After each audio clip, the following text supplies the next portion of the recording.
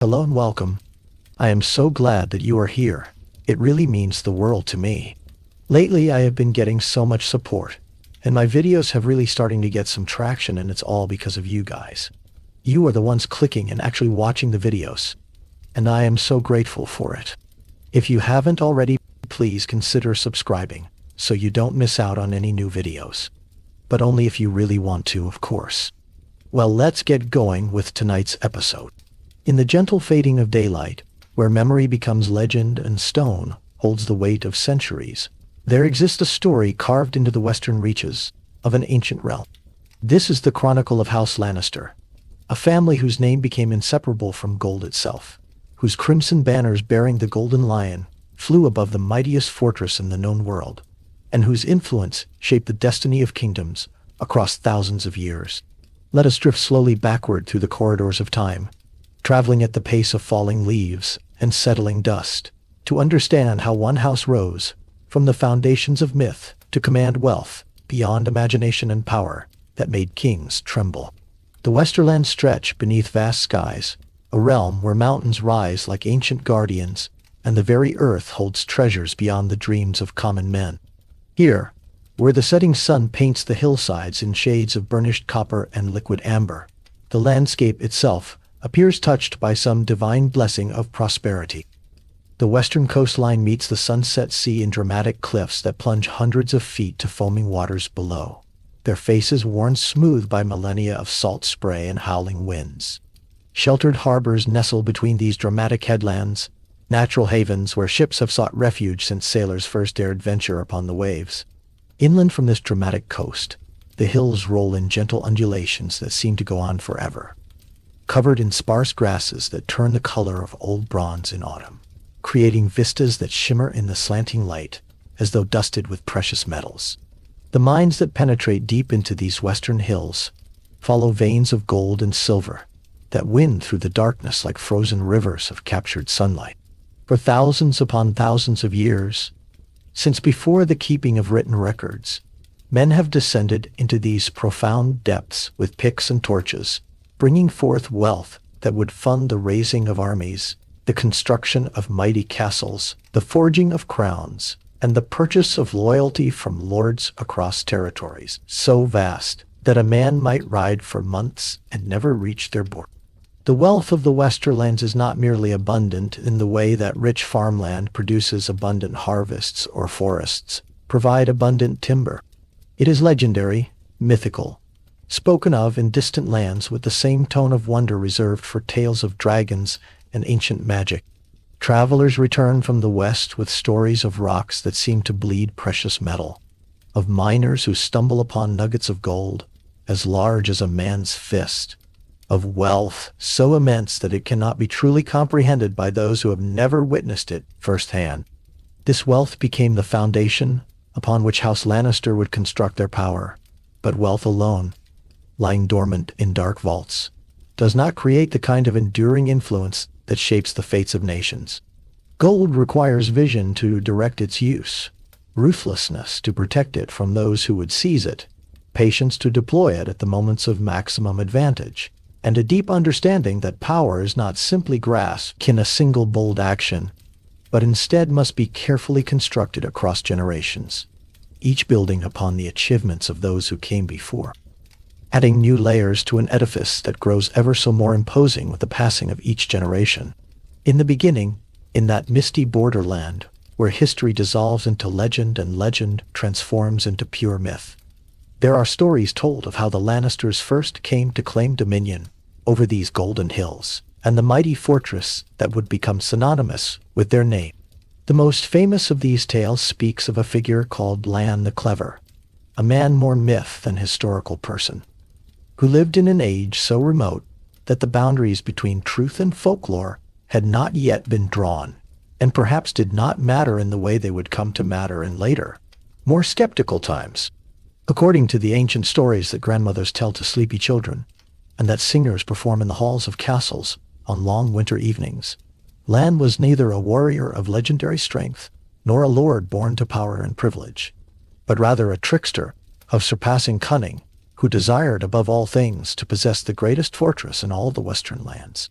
Casterly Rock, that massive prominence of stone that rises from the earth like a mountain carved by the hands of giants in some forgotten age, was in those distant times held by the Casterlys, a house of the first men who had ruled from its towering heights since time beyond memory or measure. The Casterlys were lords of unquestioned power, dwelling in halls carved from living rock, commanding the loyalty of all the surrounding lands, secure in their position as masters of the West. No army had ever taken their fortress. No siege had ever succeeded in starving them out. No threat had ever made them bow their heads or bend their knees to any other power. The legends preserved across the centuries say that Lann the Clever did not attempt to take Casterly Rock by force of arms, for he commanded no army of loyal soldiers, possessed no siege engines to batter at gates, controlled no fleet to blockade the harbors. Instead, he employed guile and cleverness, qualities that cost nothing in gold but prove sometimes more valuable than entire treasuries. The stories tell of how he infiltrated the castle through secret passages and hidden ways, moving through the darkness like a ghost, creating chaos and confusion among the Casterlys, spreading whispers of curses and hauntings, orchestrating events that seemed supernatural in their precision and timing, manufacturing fear from shadows and rumors, until the proud Casterlys, driven to distraction and terror by threats they could neither see nor fight, abandoned their ancestral seat and fled into the night, leaving behind everything they had built across countless generations. Whether this tale holds any actual truth, whether Lann the Clever existed as a real person, or represents instead a mythological figure invented to explain events lost to history, we cannot know with any certainty across the vast gulf of years that separates those ancient times from our present age. What remains, what matters in the shaping of identity and self-understanding, is that from the very beginning, from the foundation myths that every member of House Lannister learns in childhood, there existed an understanding that power comes in many forms, that strength of arms is only one path to dominance, and that cunning and intelligence might prove equally or even more valuable than the ability to swing a sword or command soldiers in battle formations. The name Lannister became permanently attached to Casterly Rock, and with possession of that fortress came dominion over the richest lands in the entire known world. The family chose as their sigil the Golden Lion, a creature that combines beauty with ferocity, majesty with lethal capability, pride with undeniable power. The lion represented not merely the strength to defeat enemies in battle, but rather a natural right to rule that derives from inherent superiority. The same way that the lion rules over other beasts, not through election or consent, but through the simple fact of being what it is. The colors the Lannisters selected for their banners and their identity were crimson and gold. The deep red of both blood and royalty, the brilliant gold of their inexhaustible wealth, and the precious metal that had become inseparable from their name. Their house words, though sometimes debated in their exact official form, became associated throughout the realm with concepts of pride, the payment of debts, and the settling of accounts. These symbols would carry forward through all the centuries to come, becoming so deeply woven into the fabric of Westerosi culture that one could not think of lions or gold without immediately thinking of Lannisters, and one could not think of Lannisters without those images springing immediately to mind. Casterly Rock itself deserves our contemplation and wonder, for it is more than merely a castle in the conventional sense, more than walls and towers erected by human hands, according to human plans.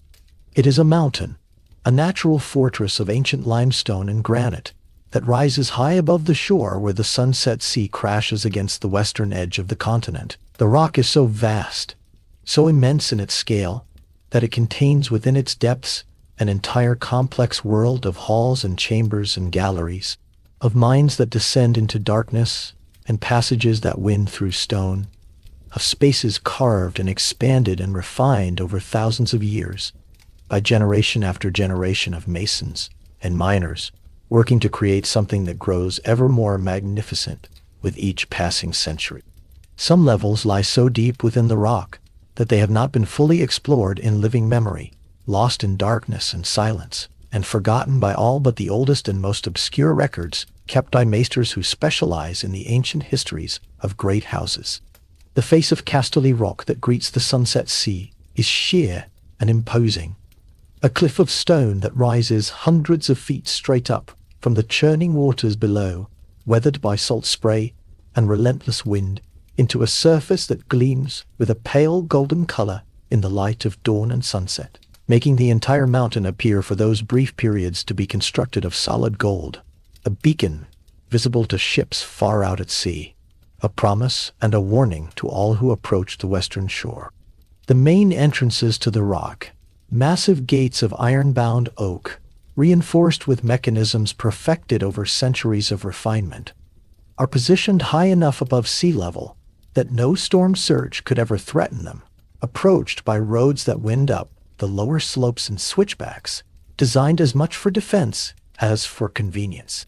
Within the mountain, the Lannisters have carved their halls with increasing grandeur as their wealth and ambition grew across the long march of centuries. The Great Hall, the ceremonial heart of Casterly Rock, where lords gather and feasts are held and justice is dispensed, is said to be vast enough to accommodate more than 1,000 guests at once, with golden pillars as thick as ancient trees supporting a ceiling so high that torchlight barely reaches it, even when hundreds of torches burn simultaneously in their iron brackets. Galleries and balconies overlook the main floor from multiple levels, creating layers of architectural space that speak to wealth without limit and ambition without bound. The private chambers of the lords and ladies of House Lannister command the finest views, positioned to catch the best light throughout the day, looking out across the endless expanse of the sea or inland toward the mountains that mark the eastern borders of the Westerlands. Chambers appointed with every comfort and luxury that wealth can purchase and create. Even the mines that burrow deep below the inhabited levels are maintained with such care and attention that they seem less like pits gouged into the earth by desperate labor and more like cathedrals dedicated to industry and the worship of wealth itself. The main shafts are wide and reinforced with massive timbers, lit by continually burning lamps that create an eternal twilight in the depths. Side passages branch off, following veins of ore. Some worked continuously for generations, others abandoned when the gold played out and sealed behind walls of stone. The miners who work these depths are well paid by the standards of their profession, for the Lannisters understand that productive workers require adequate compensation and that skimping on wages invites theft of the precious metals that must pass through many hands on the journey from raw ore to refined ingots locked in vaults. The wealth that has flowed from these mines across the millennia has shaped not merely the fortunes of House Lannister, but the entire realm of Westeros, and indeed the broader world beyond. Gold is power in its most versatile and fungible form, capable of being transformed into anything that gold can buy, which in practice means almost anything. Armies can be hired with gold, mercenary companies that will fight for whoever pays them best. Loyalty can be purchased with gold, the allegiance of lesser lords secured through loans on favorable terms, or gifts that create obligations of gratitude and reciprocity. Alliances can be sealed with gold, marriage contracts negotiated with generous dowries that make unions attractive even when the partners themselves lack personal appeal. Ships can be built with gold, fleets assembled to protect trade or project power across the seas. Castles can be constructed with gold, strongholds raised in strategic locations to dominate territory and overawe rivals. Knowledge can be acquired with gold, maesters and scholars attracted to centers of learning established with generous endowments. Beauty can be created with gold, artists and craftsmen commissioned to produce works that glorify patrons and establish their cultural sophistication. A great house, with rich agricultural lands and strong defensive walls, might command respect from its neighbors and maintain its independence against most threats. A house with legendary warriors and a martial tradition stretching back through the centuries might win glory in battle and establish a reputation for courage and honor.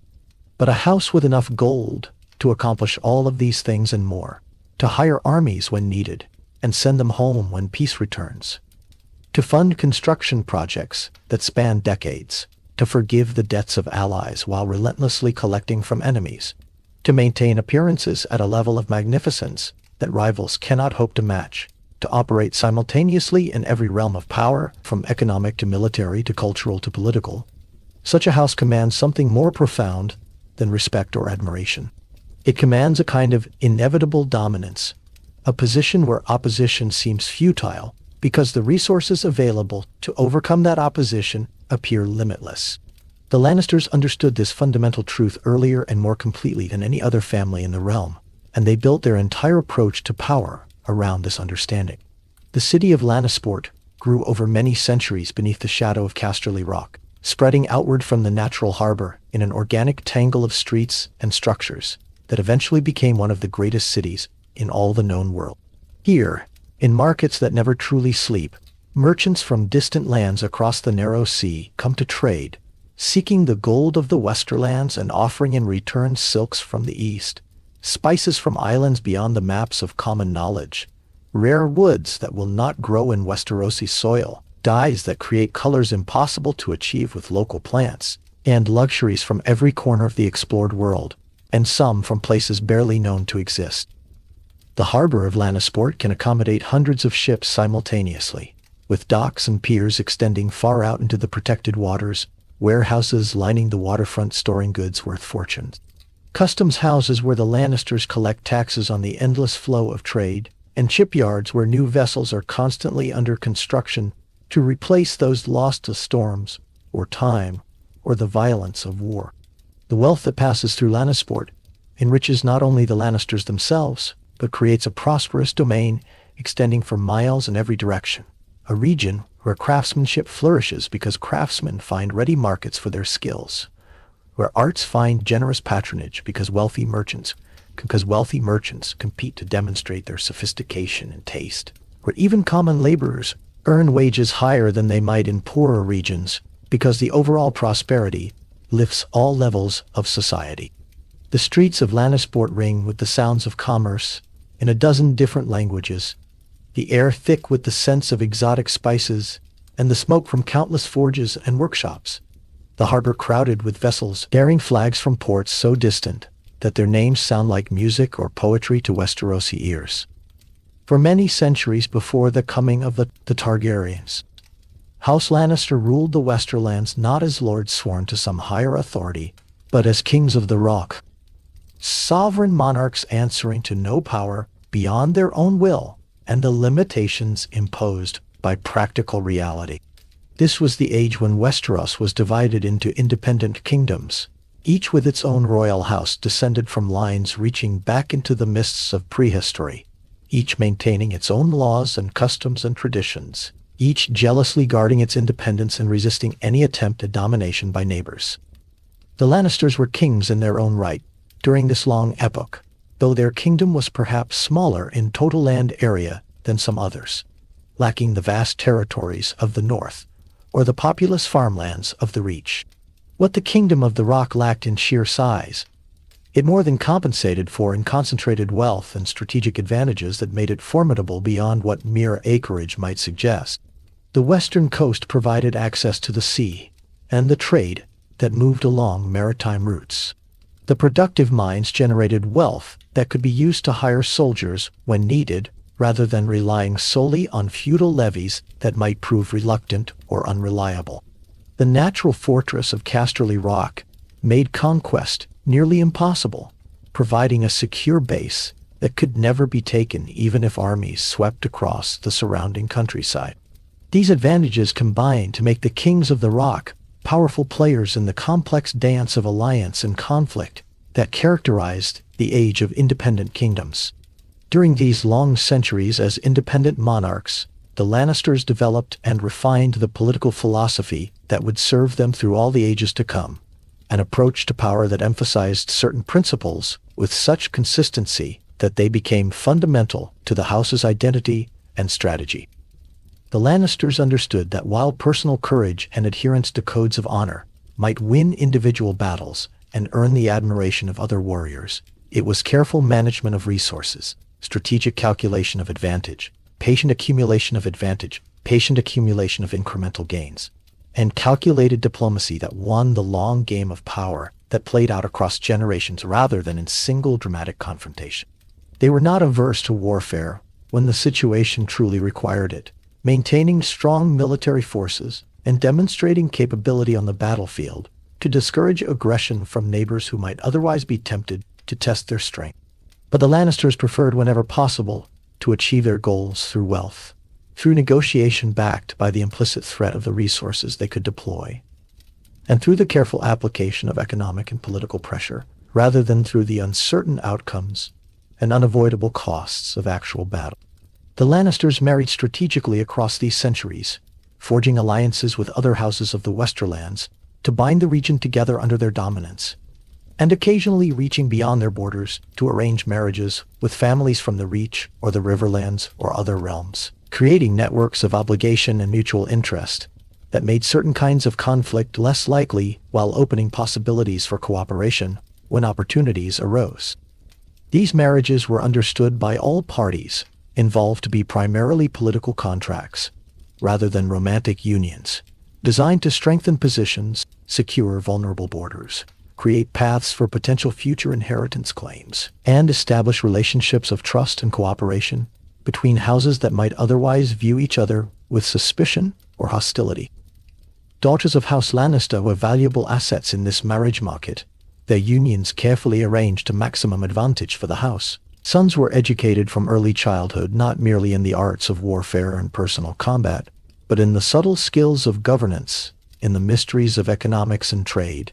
in the delicate and dangerous arts of political negotiation, and the manipulation of incentives and pressures that guide human behavior.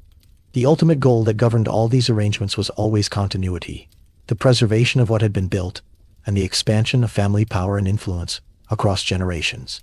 ensuring that each new lord of Casterly Rock inherited a stronger position than his father had commanded.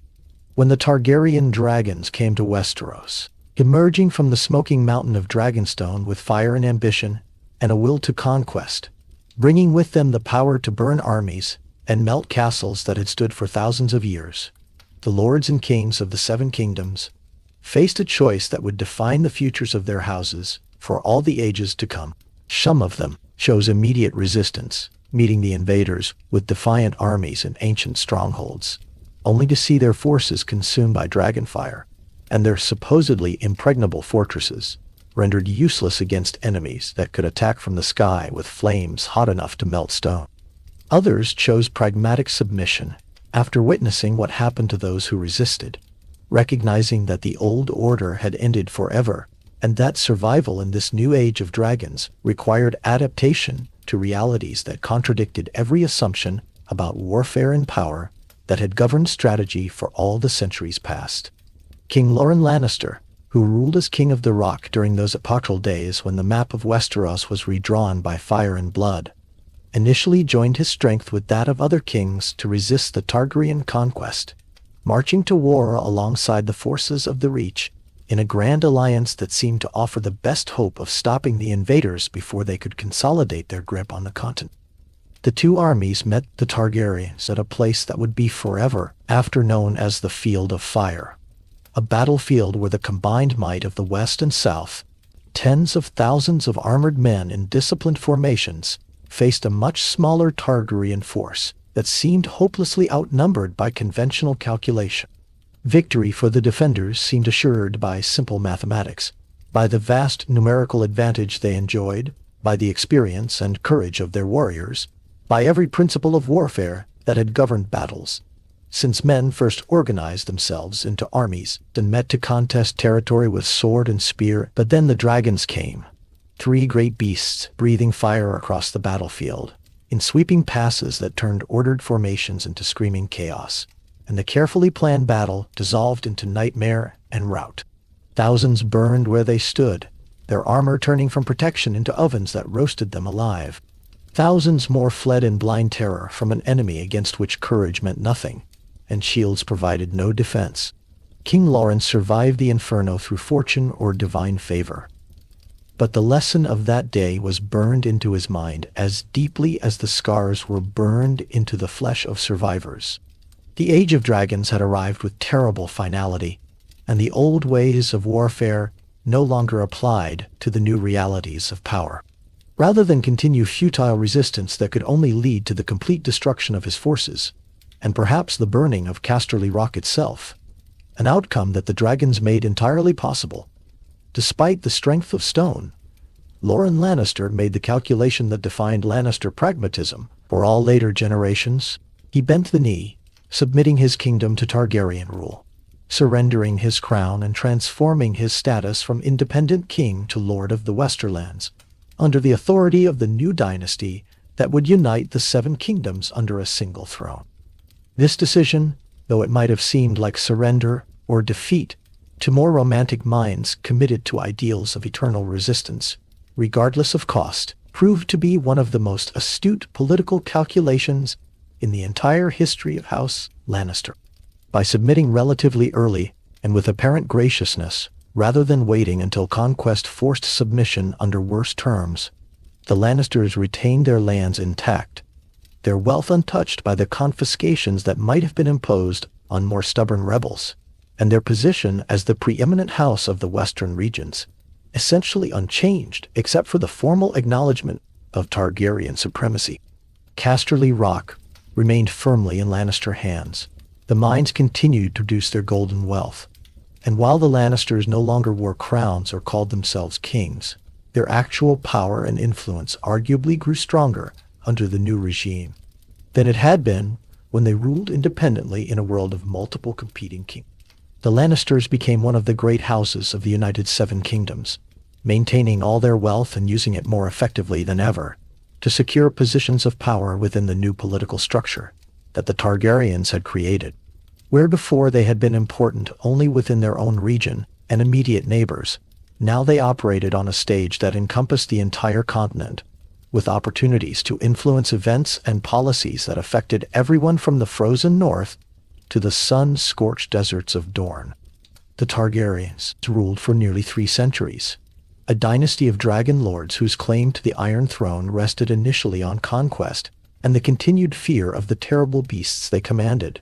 and later, after the dragons died out, on tradition and the structures of power they had established during the age when dragonfire enforced their will. During this long period spanning hundreds of years and many generations, House Lannister adapted brilliantly to the new realities of power in a united kingdom, demonstrating the flexibility and political intelligence that had always characterized the house at its best. The Lannisters understood with great clarity that in a realm united under a single crown, influence and advancement came not merely from dominating one's local region, but from proximity to the throne itself, from relationships with the royal family and with the other great houses, from positions within the central government that administered the entire kingdom. Lannisters sought and often obtained positions on the small council, that inner circle of advisors who helped the king govern the realm, positions like Hand of the King or Master of Coin that carried enormous influence over royal policy. They arranged marriages with the Targaryen royal family whenever possible, creating blood ties that bound west to crown, and gave the Lannisters claims to relationship with the dynasty that ruled from the Iron Throne. These marriages sometimes produced Lannister queens or Lannister blood flowing in the veins of princes, who might someday rule, creating possibilities for even greater influence in future generations. The wealth of the Westerlands gave House Lannister a unique and powerful advantage in this new political landscape that no other great house could quite match. The Iron Throne, with all the expenses of maintaining a kingdom-wide government and funding wars, and undertaking ambitious construction projects, and supporting a royal court whose magnificence had to exceed that of any subject lord, often found itself in need of loans, requiring infusions of gold to meet immediate obligations when tax revenues fell short or extraordinary expenses arose. The Lannisters became the principal creditors to the crown across most of the Targaryen period, a position that carried subtle but profound power that worked its effects over time in ways that direct military might or feudal obligations could not achieve. A crown that owes vast sums to a particular house must consider that house's interests with special care when making decisions. The debt itself becomes a form of influence, a weight on the scales that tilts policy in directions favorable to the creditor. The Lannisters understood this principle deeply and exploited it consistently, lending generously to the crown, but always with careful documentation and clear terms, ensuring that obligations were never forgotten, even when immediate repayment proved impossible. Accumulating claims that could be called in or forgiven, as strategic circumstances dictated. Throughout the long Targaryen era, different generations of Lannisters served the realm in various capacities, some distinguishing themselves in particular roles, while others passed through positions leaving little mark on history. Some became renowned warriors, winning glory in the tournaments that provided entertainment and venues for martial display, distinguishing themselves in the occasional wars that arose despite the general peace imposed by Targaryen rule. Others proved to be skilled administrators, serving as hand of the king or master of coin, or in other crucial positions, managing the complex business of governance, with competence that made their tenures remembered favorably in the annals kept by maesters. The house produced beautiful ladies who married into the royal family, or other great houses, women whose grace and intelligence made them valuable political assets, and who sometimes wielded considerable influence through their positions as wives and mothers. Through all these centuries, through all these various individuals playing their different roles, the family maintained its core identity, its pride in the Lannister name, and its sense of destiny as a house meant to shape the kingdom's future. Yet not all was glory and unbroken success across these long centuries. Like any great house existing across many generations, spanning periods of tremendous change, and facing countless challenges both predictable and utterly unexpected, the Lannisters experienced their share of periods marked by weakness, poor leadership, and decline from the highest standards the house had established. There were lords of Casterly Rock who proved less capable than their predecessors, men who squandered resources on foolish ventures or luxuries that provided no lasting value, who made poor judgments in political matters, or who simply lacked the intelligence and will necessary to maintain what earlier generations had built. There were times when the house's reputation suffered damage from scandals or failures, when rivals gained advantage through Lannister mistakes, when the Golden Lion seemed to lose its luster, and other houses whispered that perhaps the Lannisters were not as formidable as they claimed, or as their history suggested they should be. These periods of relative decline serve as important reminders that power is never truly permanent, that each generation must prove itself anew, regardless of inherited advantages, and that legacy alone cannot substitute for current capability and active effort. The nature of hereditary succession in a feudal system creates particular challenges for great houses trying to maintain excellence across the centuries. Power and position pass from parent to child, based on accidents of birth rather than on capability or merit, meaning that a strong and brilliant lord might be succeeded by a weak and foolish one through no fault of the father beyond his inability to control the qualities of his offspring. The Lannisters, like all houses, faced this lottery of succession repeatedly across their long history, sometimes benefiting from good fortune when strong heirs followed strong predecessors, building continuously on accumulated advantages and expanding the family's power to new heights, and other times suffering the reversals of bad fortune when the wheel of succession turned against them and years of careful construction could be damaged or even undone by a single generation's failures. The fundamental wealth of the Westerlands provided a crucial buffer against complete ruin, even during these difficult periods.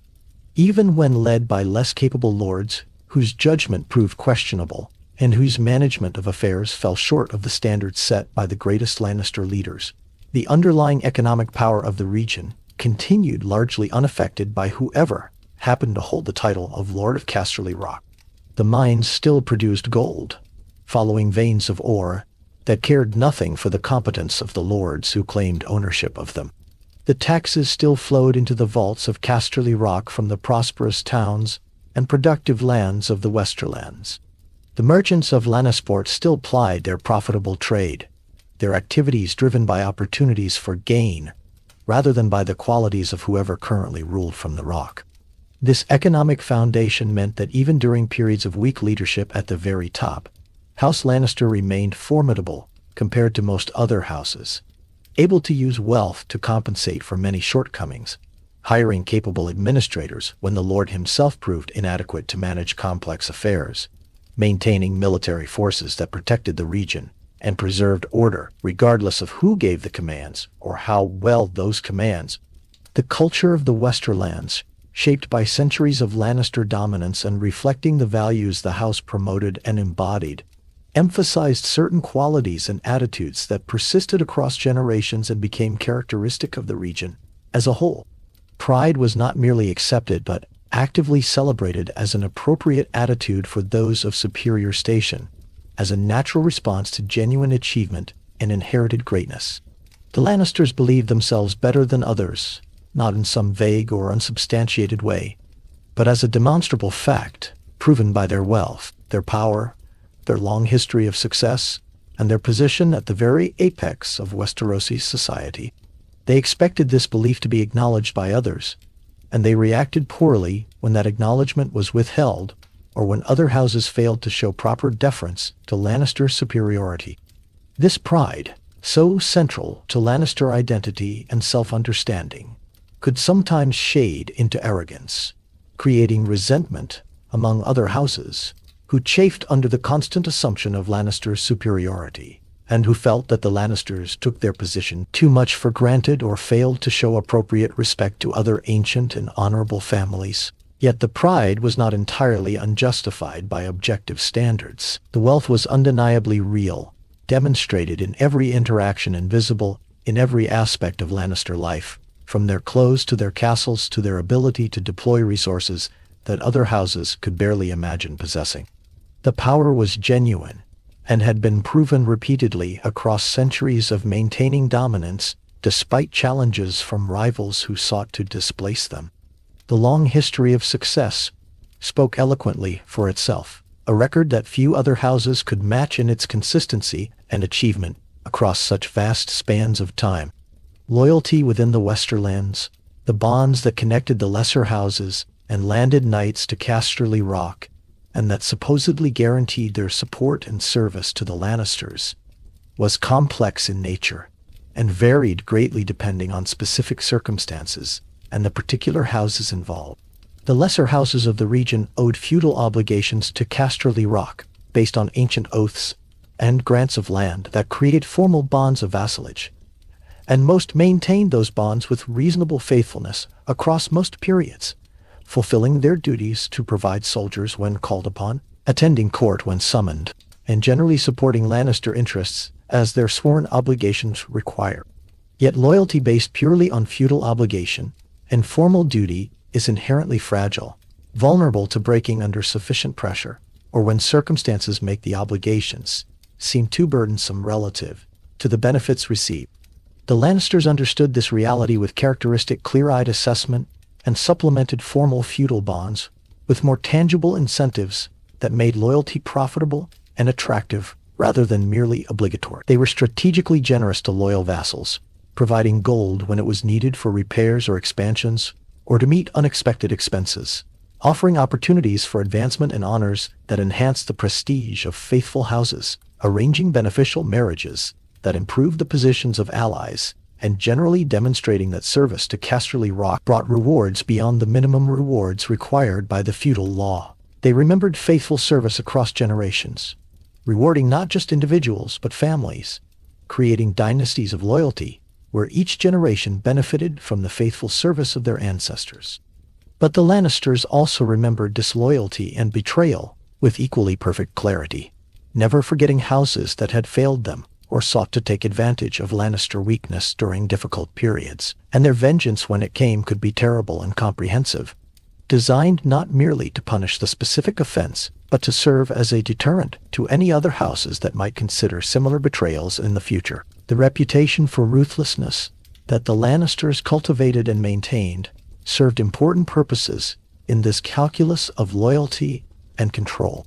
When lesser houses considered whether to remain faithful or to break their oaths in search of some perceived advantage, they had to weigh potential gains against the near certainty of eventual Lannister retribution, and the knowledge that Lannister vengeance, while it might not come immediately, would come eventually and would be thorough and devastating.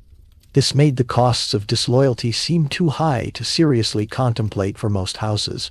most of the time, creating a stability in regional politics that benefited everyone by reducing the chaos and violence that plagued regions where lords were weaker or less consistently ruthless in their responses to challenges. The contrast between House Lannister and the other great houses of Westeros illuminates much about the different natures of power and the varying philosophies by which the ruling families approached the challenges of maintaining their positions across generations. The Starks of Winterfell and the vast North emphasized honor above all else. Ancient traditions passed down through thousands of years, personal duty regardless of personal cost, and a kind of stern integrity that won deep loyalty from their vassals. They ruled territories larger than all the other kingdoms combined, but territories that were poor in resources and harsh in climate, commanding devotion through shared hardship and mutual respect rather than through wealth or the promise of material rewards.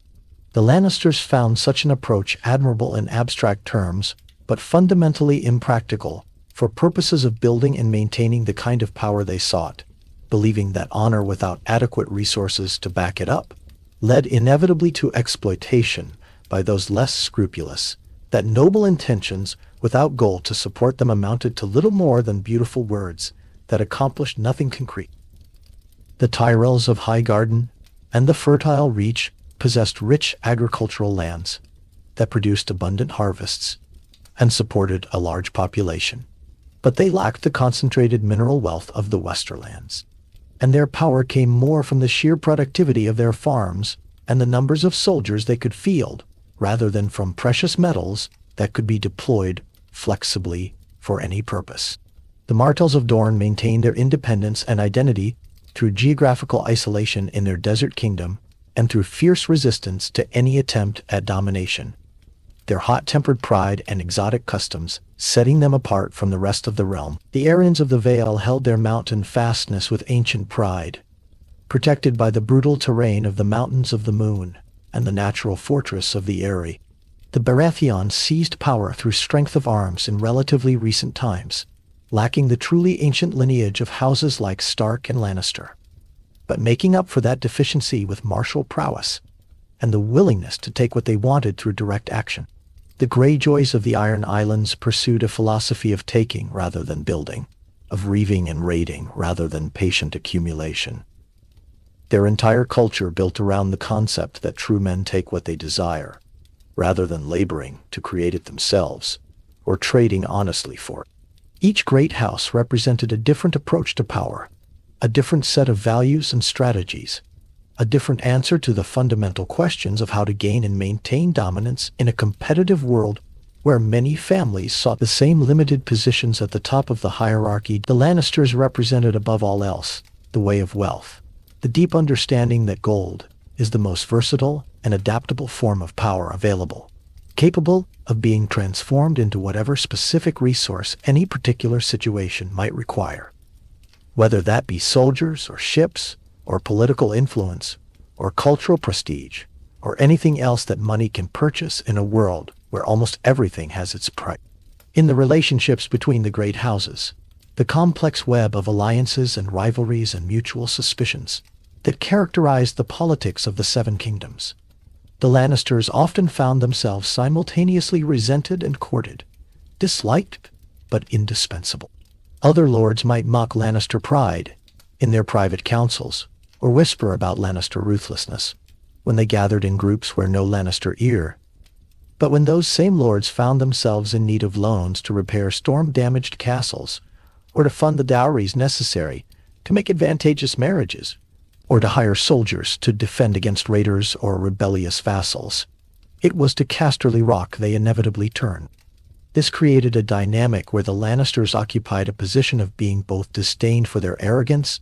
and their calculating approach to all relationships, and simultaneously recognized as absolutely necessary for the smooth functioning of the realm's political and economic systems. The Lannisters managed this complex position with calculated grace, understanding that they did not require universal love or even widespread personal affection to maintain and expand their power. They recognized that a mixture of respect born from demonstrated capability and fear born from their willingness to use their resources ruthlessly when challenged often proved more reliable and durable than the affection that other houses sought to cultivate through displays of honor or generosity or personal charm. Fear and respect could be maintained through consistent policy and the occasional dramatic demonstration,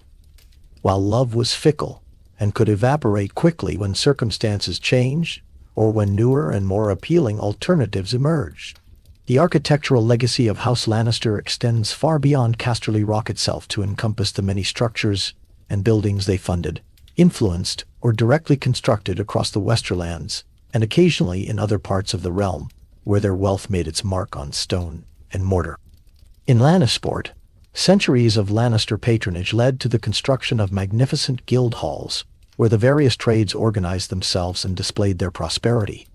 Covered markets with ornate roofs that protected goods and shoppers from the weather, while creating soaring interior spaces decorated with carvings and paintings that rivaled those in royal palaces, and temples to the Seven that featured architecture and decoration of a quality. The streets in the wealthier districts near the harbor featured prosperous merchant houses, built entirely of stone rather than the wood that characterized construction in most cities, making them proof against the fires that periodically devastated urban areas, and ensuring that the wealth invested in these structures would endure across generations rather than vanishing in a single night of flames. The defensive walls of Lannisport were maintained in perfect condition across the centuries, regularly inspected for any signs of weakness or decay, promptly repaired when damage occurred, and periodically updated to incorporate the latest innovations in military architecture as those techniques developed and spread throughout the realm. These walls served the practical purpose of protecting the city from potential attacks, whether from raiders or from rivals or from the chaos of civil conflict. But they also served a symbolic purpose, demonstrating to visitors and residents alike that the Lannisters possessed both the wealth to maintain such expensive fortifications and the organizational capability to manage the complex logistics of continuous upkeep. Throughout the Westerlands beyond Lannisport, the lesser castles and keeps that housed vassal families often showed evidence of Lannister wealth and patronage in the form of gifts of materials or craftsmen, loans for major construction projects extended on generous terms, or in some cases direct funding of improvements that the Lannisters deemed strategically important. A loyal vassal who suffered a devastating fire that destroyed part of his castle might find that a request for help sent to Casterly Rock was met with a generous grant of gold and an offer of skilled masons to oversee the reconstruction, assistance that created bonds of gratitude that extended beyond the immediate recipient to his entire family and future generation. Strategic fortifications along the borders of the Westerlands with neighboring regions received particular attention, as the Lannisters understood, with strategic clarity, that defending their domain required maintaining a network of strong points distributed across the territory, rather than relying solely on the impregnability of Casterly Rock itself. This systematic investment in regional infrastructure served both practical military purposes, creating defense in depth that would slow or stop any invasion, and political purposes, demonstrating the house's commitment to protecting all parts of the Westerlands and binding the lesser houses more tightly to Casterly Rock through tangible demonstrations of Lannister power being used for their benefit. The vassals could see with their own eyes that Lannister wealth was not merely hoarded in vaults, but deployed actively to improve the security and prosperity of the entire region, making loyalty seem not merely a feudal obligation, but a rational choice based on self-interest. The sept at Casterly Rock deserves particular mention and contemplation, for it represents one of the finest examples of religious architecture in the western half of the continent, a space where devotion and beauty combine in ways that inspire awe in even the most cynical observers. Built within the mountain itself, carved from the living rock over decades of patient labor by master craftsmen, whose names have been preserved in the records kept by the faith, the sept features 7 walls of smooth white marble, each wall dedicated to one of the 7 aspects of the deity, worshipped throughout most of Westeros. The ceiling rises in a perfect dome that captures and concentrates natural light, entering through cunningly placed windows, creating effects that seem almost miraculous to those unfamiliar with the principles of architecture and optics that make such wonders possible, filling the space with illumination that appears to have no single source but to emerge from the very air itself. The Lannisters, while not particularly known for deep personal piety or religious devotion, when compared to some other houses that made public displays of faith central to their identities, nevertheless understood the importance of demonstrating proper respect for the faith of the Seven and the substantial value of magnificent religious structures in establishing legitimacy and cultural authority. A house that builds beautiful septs and provides generous donations to the faith earns the gratitude and support of the religious establishment, and that support carries weight with the common people who look to the faith for guidance on many matters, including which lords deserve their loyalty. The investment in religious architecture and patronage thus served multiple purposes simultaneously, providing a space for genuine worship by those who desired it, demonstrating Lannister wealth and taste, and securing political advantages through good relations with an institution that wielded considerable influence throughout the realm. The Gardens of Casterly Rock, though perhaps less famous throughout the realm than the legendary gardens at Highgarden, represent another aspect of Lannister taste, ambition, and willingness to invest enormous resources in projects designed primarily to display wealth and cultural sophistication, rather than to serve immediate practical purposes. Built on terraces carved into the rock face on the inland side of the mountain, these gardens descend in carefully planned levels, each terrace featuring different plantings selected for their beauty and symbolic significance, with water features that include fountains, pools, and artificial streams that create sounds of flowing water throughout the garden spaces. The uppermost gardens, which catch the morning sun and remain in light for most of the day, feature flowers and plants that thrive in bright conditions and highlight intensity, creating brilliant displays of color that can be seen from great distances. The middle terraces provide more shade and cooler temperatures as one descends, making them suitable for different species that prefer less intense sunlight, and the plantings there emphasize foliage and texture rather than flowers. The lowest gardens, closest to the ground level, and the city below, incorporate salt-tolerant species that can withstand the spray carried on ocean winds, and these gardens offer spectacular views out across Lannisport to the Sunset Sea beyond, making them favored spots for private conversations and romantic encounters. The entire garden complex represents decades of continuous labor and enormous expense, requiring constant maintenance by teams of skilled gardeners who understand the needs of the hundreds of different plant species represented in the collection. But this expense is justified in Lannister eyes by the beauty and prestige such gardens confer on the house. When important visitors come to Casterly Rock, they are inevitably given tours of the gardens, and they leave with impressions of a house whose wealth extends even to creating elaborate outdoor spaces purely for aesthetic enjoyment, a luxury that most houses cannot begin to afford, and that sets the Lannisters apart as operating at a level of magnificence beyond ordinary noble families. The libraries of Casterly Rock House collections, gathered over many centuries, containing not merely books and manuscripts, but also scrolls from ancient times, maps showing territories both familiar and exotic, ledgers recording centuries of transactions and accounts, and documents that preserve the accumulated knowledge and records of everything the house has learned and experienced across its long history. These are not collections meant for public access or scholarly research in the manner of the great libraries at the Citadel or at certain universities in the Free Cities, but rather private archives that serve the interests and needs of House Lannister exclusively. The financial records alone fill entire rooms, shelf after shelf of carefully maintained accounts documenting every significant transaction, every loan extended and repaid or defaulted, every debt owed to the Lannisters or owed by them to others, stretching back for generations and creating an institutional memory of obligations and relationships that no individual could possibly retain in personal recollection. These financial records serve as powerful tools of power, allowing the Lannisters to remind debtors of their obligations with perfect accuracy, to track the long-term financial relationships between houses,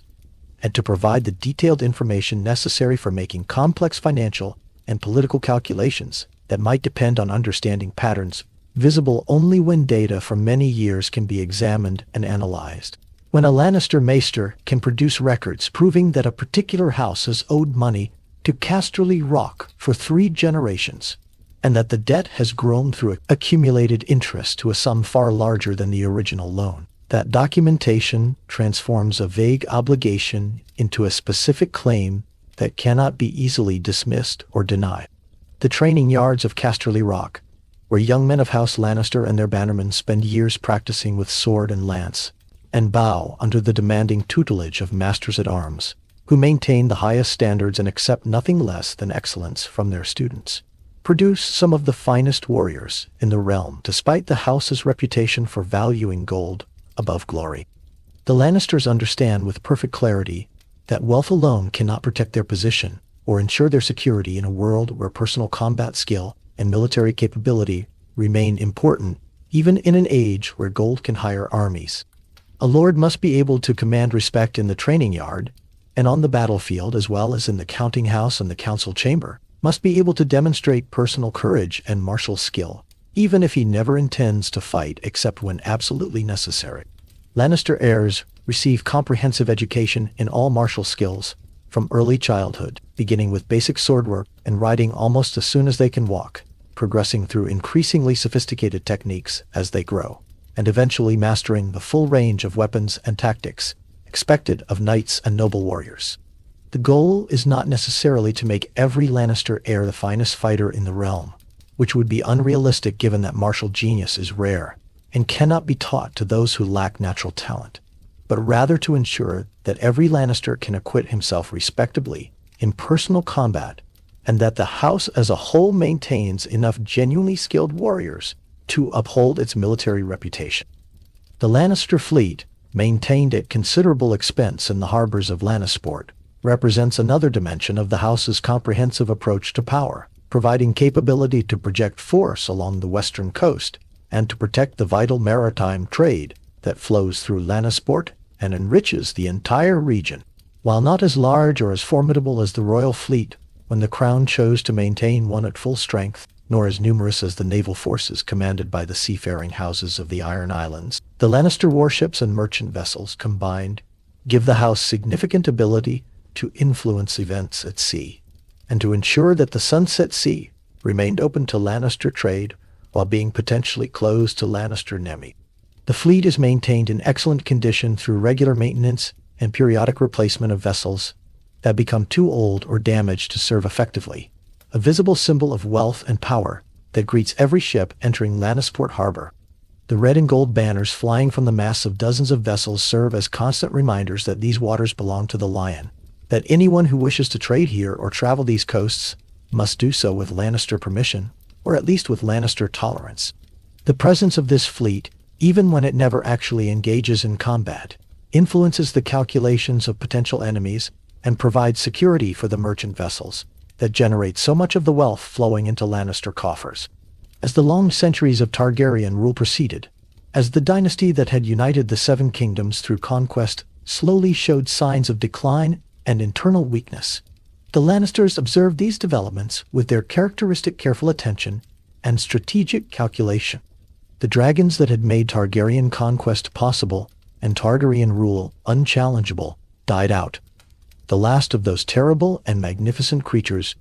perishing in circumstances that remain somewhat mysterious and debated among those who study such history.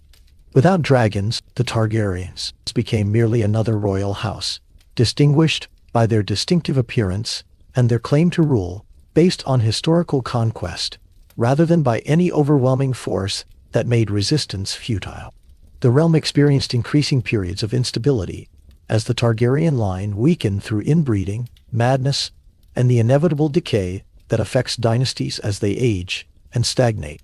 Civil wars between rival Targaryen claimants to the throne erupted periodically, tearing the realm apart and forcing all the great houses to choose sides in conflicts where the stakes were enormous and the outcomes uncertain.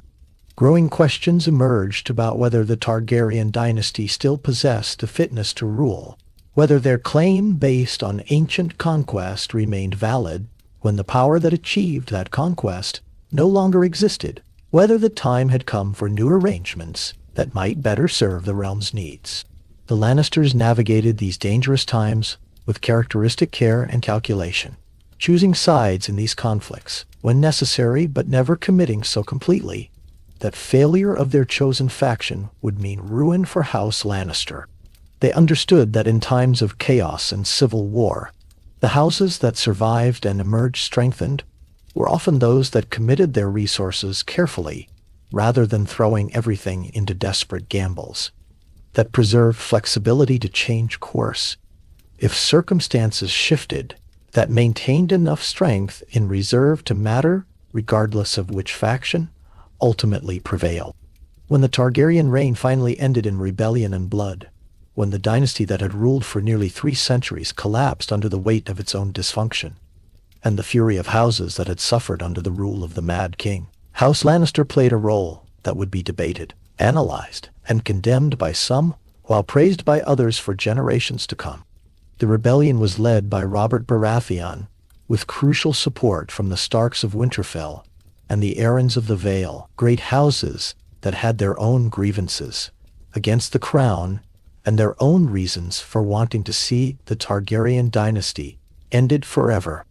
For most of the conflict, while battles raged and men died and the outcome remained uncertain, Tywin Lannister, who had by this time become Lord of Casterly Rock and had established himself as one of the most formidable political minds in all the realm,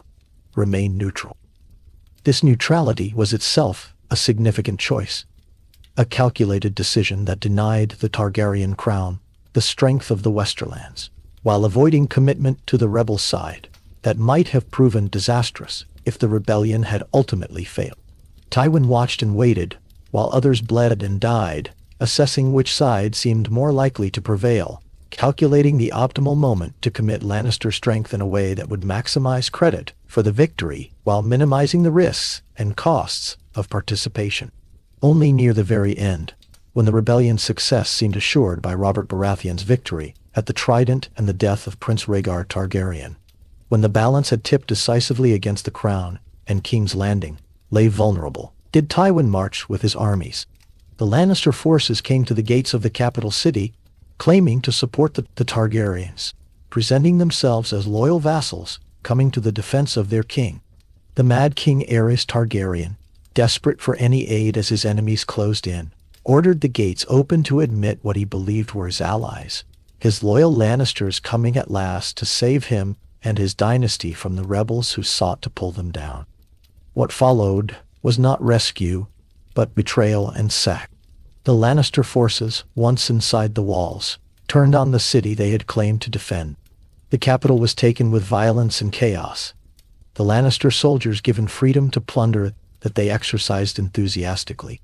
The royal family met terrible fates in the confusion and violence of those desperate hours, their end ensuring that the Targaryen dynasty could not be restored, even if someone later wished to make the attempt. When the rebel army, with Ned Stark as their commander, finally entered the city to claim the throne and the crown, he found that the Lannisters had already done much of the crucial work of ending the old regime, though by methods that more honorable men found distasteful and that raised questions about Lannister character and trustworthiness. This sequence of events exemplifies the Lannister approach to power at its most ruthless and pragmatically calculating. They waited, watching while others bled and died in the uncertain early phases of the conflict. They chose the winning side only when victory became highly probable, minimizing their risk while maximizing their ability to claim credit for the crucial final outcome. They achieved their goals through methods that others might find dishonorable, but that proved highly effective in advancing Lannister interests. Other houses might find such calculated treachery distasteful, viewing it as lacking in the honor and courage that should characterize the actions of great lords.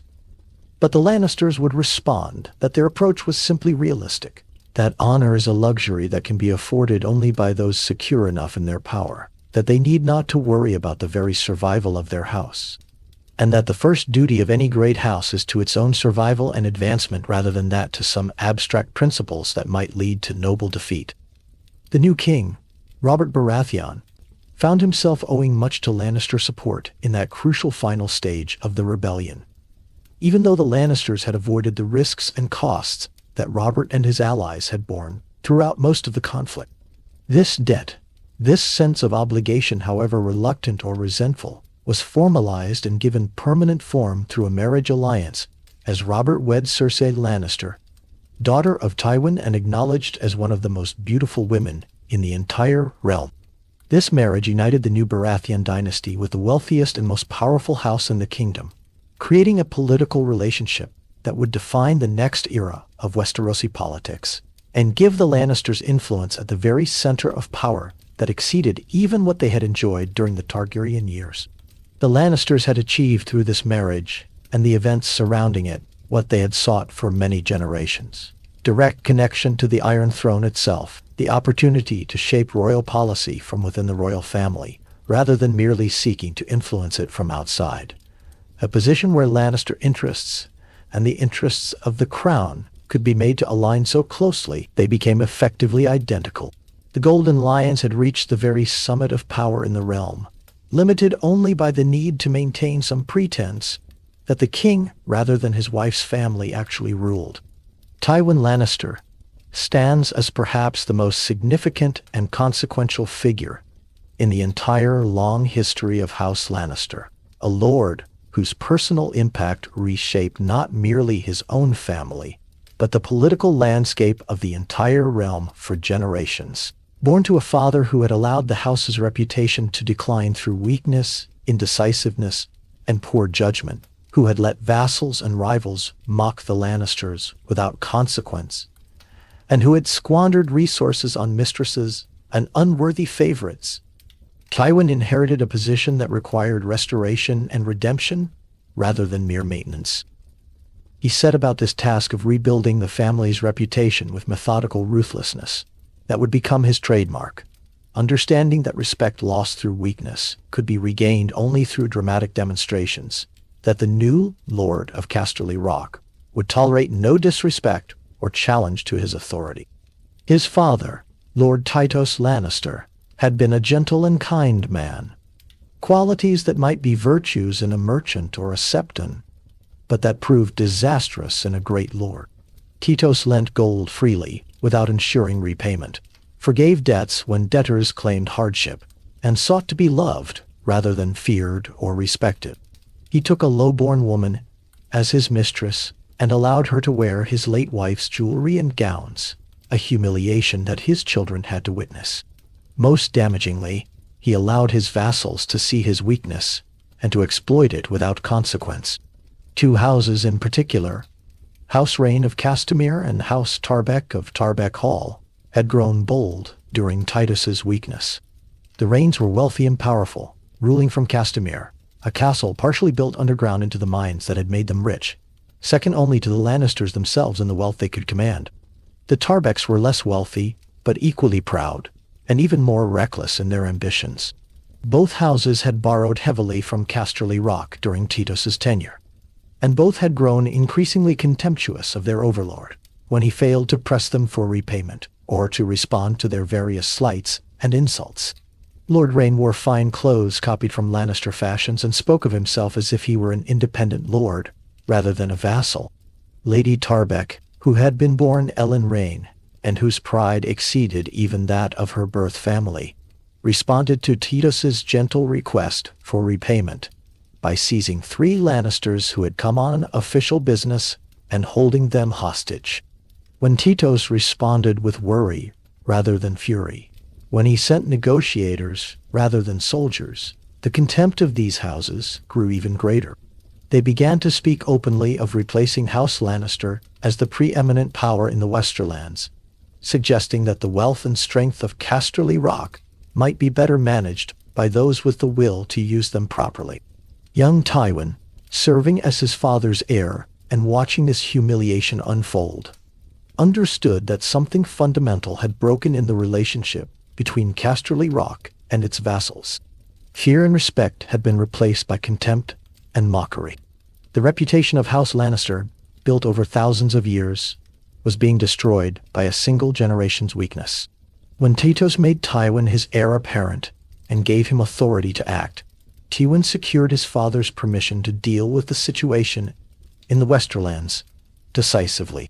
What followed would be remembered forever after, as the definitive demonstration of what happened to those who mistook Lannister forbearance for Lannister weakness. Tywin's response to the Tarbeck seizure of Lannister men was not negotiation, but immediate military action. He gathered forces and marched on Tarbeck Hall, but before he could arrive, Lord Tarbeck led his own forces out to meet what he assumed would be a token force meant to intimidate rather than destroy. The battle was brief and one-sided. Lord Tarbeck died in the fighting, his forces were scattered, and Tywin's army descended on Tarbeck Hall itself. Lady Tarbeck, receiving word of her husband's death and seeing the Lannister forces approaching, made the fatal decision to resist rather than surrender. She believed that the strength of her walls and the support of House Rain would save her. She was wrong on both counts. Tywin's forces took Tarbeck Hall in a single day of assault. Lady Tarbeck died in the fighting, though accounts differ on whether she was killed by soldiers or took her own life rather than face capture. Every member of House Tarbeck, from the elderly to infants, was put to death. The castle was pulled down stone by stone, until nothing remained but ruins. The Tarbeck lands were seized and distributed to more loyal houses. But Tywin was not finished, for he understood that House Rain had been behind the Tarbeck defiance, encouraging it, and promising support. Lord Roger Rain, called the Red Lion of Castamere, had assumed that Tywin would accept some negotiated settlement, now that the Tarbecks had been dealt with, that the young Lannister lord would be satisfied with that demonstration, and would not dare to move against a house as powerful and wealthy as the Rains. This was a catastrophic miscalculation. When Tywin's armies marched on Castamere, Lord Rain initially led his own forces out to meet them, confident in his strength and in his reputation as a warrior. But when he saw the size of the host that Tywin had assembled, when he understood that this was not a punitive expedition, but a war of extermination, he retreated back to Castamere and barred the gates, believing that his fortress, with its deep mines and underground chambers, could withstand any siege. The castle had been built partially into the mines that had enriched House Rain, with entire sections carved into the living rock beneath the hills. It was well supplied and seemingly impregnable to conventional assault. Tywin did not attempt a conventional assault or siege. He did not waste his men's lives against strong walls or wait for starvation to force surrender. Instead, he ordered his men to redirect a stream that flowed near Castamere, channeling the water into the mines beneath the castle. As the water began to flood the underground passages and chambers, as it became clear what Tywin intended, Lord Rain sent desperate messages offering surrender, offering to pay any amount demanded, offering hostages and oaths, and anything else that might spare his house. Tywin's response was silence. The water continued to flow into the mines, rising steadily, flooding chamber after chamber as those trapped inside retreated to higher levels. The fortress that had seemed so strong became a trap. Its underground passages transformed into death chambers as the water rose inexorably higher. Some attempted to flee through the upper levels only to find Lannister soldiers waiting to cut them down. Others drowned in the flooded passages below. Lord Rain, his family, his household, his servants, his soldiers, everyone who had taken shelter in Castamere, died that day, either by drowning or by the sword. When the killing was done, when the water had been allowed to drain, and the bodies had been pulled from the flooded passages, Tywin ordered Castamere itself destroyed. The castle was pulled down, its walls broken, its towers toppled. The mines were sealed. The Rain lands were confiscated and distributed to loyal houses. Every member of House Rain was dead, and Tywin ordered that the name itself be forbidden, that no one should speak of the Rains except as a warning of what happened to those who defied House Lannister. A bard composed a song about the destruction of House Rain, a song that became known as the Rains of Castamere, playing on the words Rains and Rains. The song told of the proud lord in his hall beneath the hills, and of how the Rains came down and drowned him and all his pride. But everyone who heard the song understood that these were not natural rains, but water deliberately channeled by Tywin Lannister, and that the song was less a lament than a warning. When the Rains of Castamere was played at feasts or gatherings, it served as a reminder of Lannister power and Lannister ruthlessness. Of what happened to houses that forgot their place or challenged their overlords. The destruction of houses Rain and Tarbeck achieved exactly what Tywin intended. No vassal house in the Westerlands would dare show disrespect or disloyalty after witnessing what happened to those who had done so. Other great houses throughout the realm revised their estimates of Lannister power and resolve upward, understanding that the new Lord of Casterly Rock combined the traditional wealth of his house with a personal will of iron and a complete willingness to use extreme violence to protect his interests and punish his enemies. The reputation of House Lannister was not merely restored, but enhanced beyond what it had been even before his father's weakness had damaged it. The methods Tywin employed were brutal beyond what many considered necessary or appropriate. Some lords whispered that he had gone too far, that destroying entire houses, including women and children, exceeded the bounds of acceptable conduct, even in punishing rebellion. But Tywin would have responded that half measures would have left the problem unsolved, that showing mercy to rebels merely encouraged future rebellions, and that the temporary brutality of complete destruction prevented the ongoing violence and instability that would have resulted from inadequate response. Whether one agreed with his methods or recoiled from them, no one could deny their effectiveness. Tywin's actions sent shockwaves throughout the realm and established once and for all that the time of weakness had ended, and that House Lannister had returned to the kind of ruthless strength that had always characterized the family at its most formidable. This demonstration of overwhelming ruthlessness sent a message that echoed throughout the realm and that no one could possibly misunderstand. Tywin Lannister would not tolerate any challenge to his authority, and those who tested him would face destruction so complete that their very names would be forgotten. These actions, while brutal beyond what many considered necessary or appropriate, achieved exactly what Tywin intended. No vassal house in the Westerlands would dare show disrespect or disloyalty after witnessing what happened to those who had done so. Other great houses throughout the realm revised their estimates of Lannister power and resolve upward, understanding that the new Lord of Casterly Rock combined the traditional wealth of his house with a personal will of iron and a complete willingness to use extreme violence to protect his interests and punish his enemies. As Hand of the King to Aerys Targaryen for 20 years, serving in the highest appointed office in the realm and effectively governing the Seven Kingdoms during his long tenure, Tywin demonstrated that Lannister resources combined with Lannister intelligence and administrative capability could dominate the political landscape not merely of the Westerlands, but of the entire continent. He managed the kingdom's finances with exceptional competence, bringing order to accounts that had grown chaotic under previous administrators, implementing systems for tax collection and expenditure tracking that increased revenues while reducing waste and corruption. He led the realm's armies in several conflicts, proving himself a capable military commander who achieved victories through careful planning and overwhelming force rather than through reckless heroism or desperate gambles. Tywin resolved disputes between great houses before they could escalate into open warfare, maintained order throughout the realm with an efficiency that made his tenure as Hand remembered as one of the most stable and prosperous periods in living memory, and generally demonstrated a level of administrative competence that made him seem indispensable to the functioning of the kingdom. Yet despite this success, perhaps because of it, his relationship with King Aerys eventually deteriorated as the king's mental state declined and his paranoia grew. The Mad King began to resent his too capable Hand, seeing threats in Tywin's competence and imagining that his servant might harbor ambitions to replace him. The slights and insults accumulated over time until Tywin could no longer ignore them without appearing weak, and he finally resigned his position as Hand and returned to Casterly Rock, but his reputation as perhaps the most capable administrator and political mind in the realm remained firmly established and enhanced by his long tenure.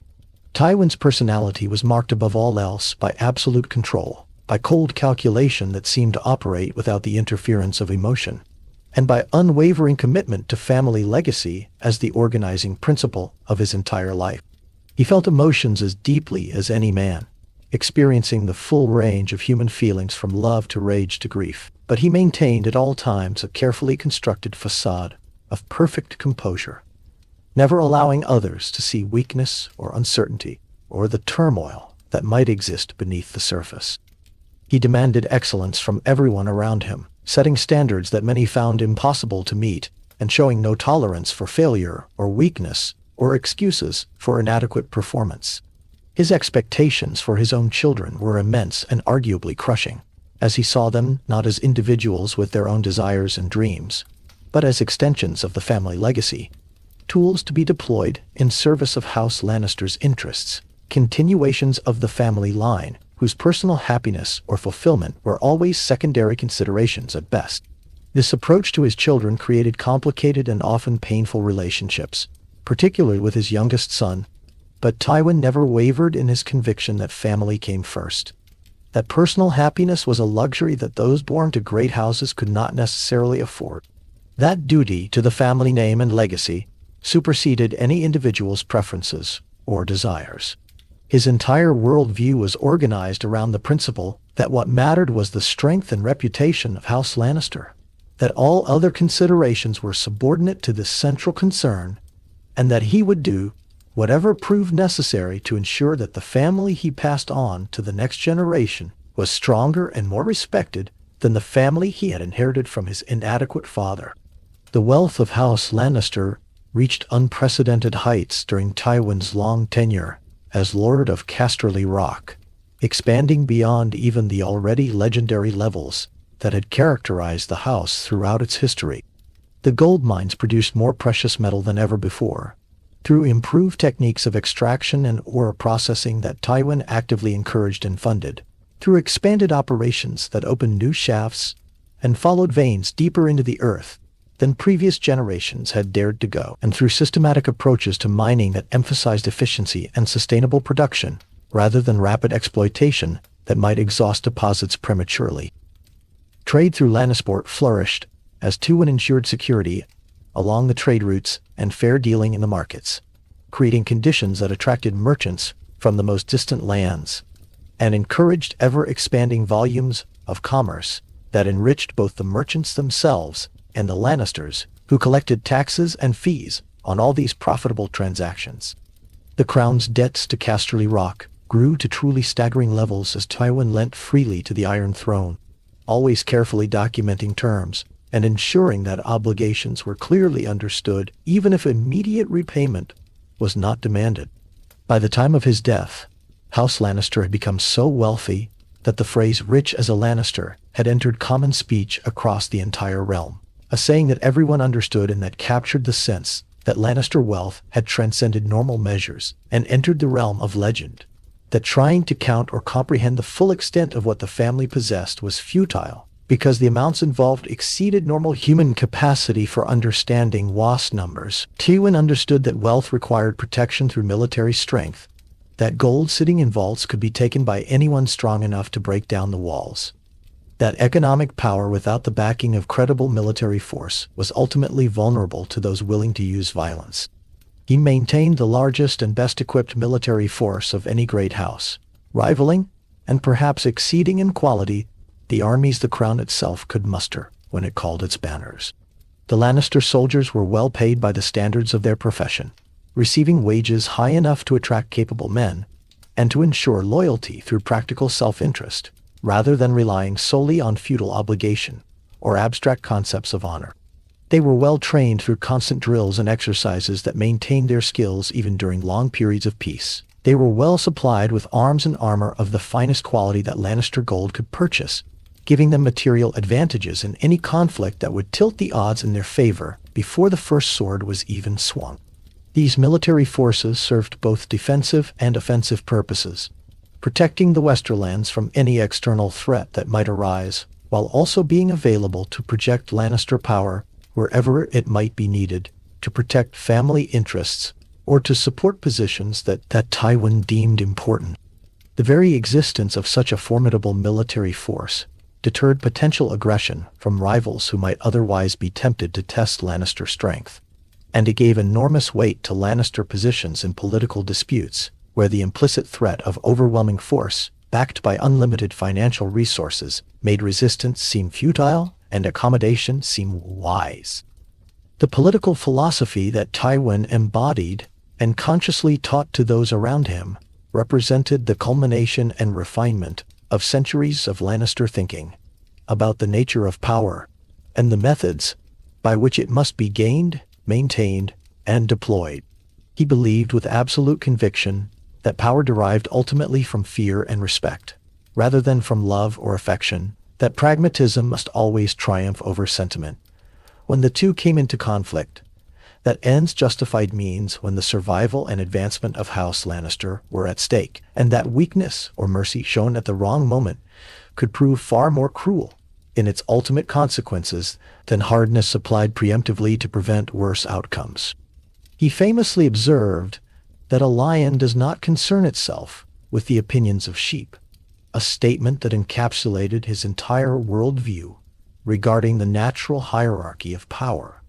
and the futility of seeking universal approval, or worrying about what lesser beings thought of those who ruled over them. As the daylight fades gently into evening across the Westerlands, as shadows lengthen across the golden hills, and the sun descends slowly toward the western horizon, painting the sky in shades of crimson and gold that echo the colors of the lion, the stone of Casterly Rock catches the light and seems to glow with an inner radiance, transforming for these brief moments from pale limestone into something that appears to be beaten gold. This daily transformation, this alchemical change that occurs reliably with each sunset, became a kind of metaphor for House Lannister itself, for the way that ordinary materials, whether stone or human ambition, could be transmuted into something precious and powerful through the application of will, intelligence, resources, and generations of patient effort, building continuously toward an ever more magnificent whole. In the gathering dusk, as stars begin to appear overhead, and the rhythm of daily life slows toward the quietness of night, we can contemplate the long arc of Lannister history stretching backward through time to origins lost in legend and myth. We can trace the family's journey from those legendary beginnings through millennia of rule, through the transformation from independent kings to paramount lords serving under a united crown, through periods of strength that made the very name Lannister synonymous with power, and periods of relative decline when the family struggled to maintain what earlier generations had built. The story encompasses countless individual lives, each with their own dreams and failures and achievements, all contributing to the larger narrative of a house that endured through everything that history could bring against it. The legacy of House Lannister extends far beyond the simple facts of their wealth and power. They influenced the very way that people throughout the realm thought about the relationship between gold and political influence. They demonstrated what could be achieved through patient accumulation and strategic deployment of resources over many generations. They showed that power need not rest solely on ancient bloodlines or supernatural sanction, or even on martial prowess, though all these things had their place and their value. They proved that clear-eyed assessment of self-interest, combined with willingness to act on that assessment, could accomplish things that more traditional or more sentimental approaches could never achieve. Yet the Lannister story also serves as a kind of warning or caution to those who would seek to emulate their success. Power built primarily on wealth and fear faces particular challenges when wealth diminishes or when fear proves insufficient to compel obedience. Relationships based purely on calculation may prove brittle when genuine loyalty and authentic human connection become necessary. Pride that prevents acknowledgement of error or learning from others creates a kind of blindness that can prove fatal when circumstances change in unexpected ways. The Lannisters at their very best understood these dangers and worked to navigate around them. But at their worst, they fell into the very traps that their sophisticated philosophy should have helped them avoid. The physical remains of Lannister power will outlast all the individuals who built and maintained that power over the centuries. The mines continue to produce gold that will be extracted and refined and spent long after every Lannister living today has passed into history and been forgotten, except perhaps as names in dusty records. Casterly Rock will likely stand for thousands of years more, its massive bulk of stone impervious to time and weather, hosting whatever lords and families come after to claim dominion over the Westerlands. bearing witness to the continuing flow of history, as it has borne witness already to countless generations of human ambition and achievement and failure. The memory of House Lannister will persist in songs and stories told in taverns and great halls, in historical chronicles maintained by maesters who record everything that seemed significant, in the very language of the realm where phrases like a Lannister always pays his debts will echo long after the specific context that gave rise to such sayings has been forgotten. The Golden Lion will remain a symbol instantly recognized throughout the realm and beyond, associated forever with wealth, pride, power, and that particular combination of pragmatism and ruthless ambition that characterized this remarkable family at the height of their achievement. In the deep stillness of this moment, as we reach the end of our long journey through the corridors and vaults of Lannister history, we might reflect quietly on the nature of legacy itself,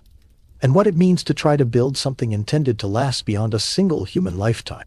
What drives individuals to sacrifice their own happiness for the advancement of a family name that will continue after they are gone? What transforms ordinary human ambition into the extraordinary multi-generational achievements represented by great houses like the Lannisters? What does it cost in human terms to maintain such relentless focus on power and wealth across so many lifetimes? These questions have no simple answers that can be stated in a single sentence, but the long story of House Lannister illuminates them from many angles and provides material for contemplation and understanding that would not be possible from examining any single life or any single generation in isolation. The Westerlands rest now beneath their ancient blanket of stars, the same stars that have watched over these lands since before humans first came to settle these shores and to dig into these hills, seeking the gold that would shape so much of subsequent history. The mines lie mostly quiet in the depths of night, though some shafts never fully cease their operations, and so even now in darkness, there are men working far below the surface, following veins of precious metal by the light of lamps that create tiny bubbles of illumination in the vast darkness of the earth. Casterly Rock stands as it has always stood, eternal and immovable, its stones still holding warmth absorbed from the day's sunlight and gradually releasing that warmth into the cooling air of evening. Its halls and chambers housing generations of accumulated treasures and memories, and the sleeping forms of those who currently bear the weight of the Lannister name. And somewhere in those vast chambers, perhaps in dreams, the current lords and ladies of House Lannister rest, golden and proud, dreaming perhaps of past glories achieved by their ancestors, and future triumphs that they hope to achieve in their own lifetimes, of wealth that already seems beyond measure, but that might yet be increased, of power that already dominates the realm,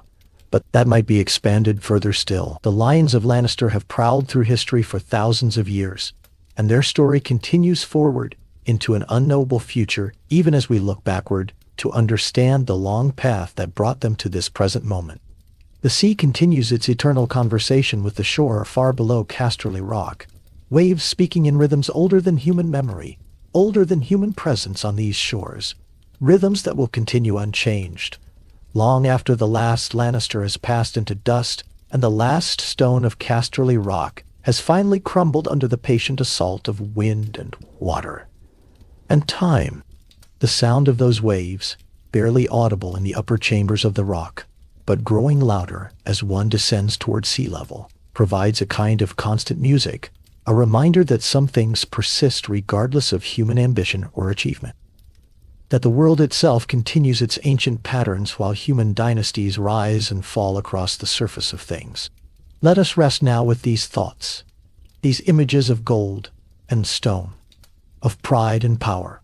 of ambition spanning centuries and wealth accumulating across generations. Let the story of House Lannister carry you gently into sleep on the weight of all those accumulated years, on the cold gleam of gold piled in deep vaults, on the warm strength of stone that has stood since before memory and will stand long after memory fades. The Golden Lions rest in their mountain fortress, secure in their power, confident in their legacy, eternal as the stone from which they rule. The Lannister understanding of power, refined across so many generations and tested against so many challenges, recognized certain fundamental truths that govern the way the family approached every situation and made every significant decision. They understood that power is not a fixed substance that one either possesses or lacks, but rather a dynamic relationship that must be constantly maintained and renewed through active effort and continuous demonstration. They understood that perception often matters as much as reality, that appearing powerful can make one powerful by changing how others behave in response to that appearance. They understood that flexibility and adaptation to changing circumstances matter more than rigid adherence to principles, that survival across centuries requires the ability to change tactics while maintaining core identity and purpose. These insights guided Lannister behavior through countless crises and opportunities, allowing the family to navigate situations that destroyed other houses lacking similar understanding or similar resources to deploy based on that understanding. When other houses clung to outdated strategies because tradition demanded it, or because changing course would seem like weakness,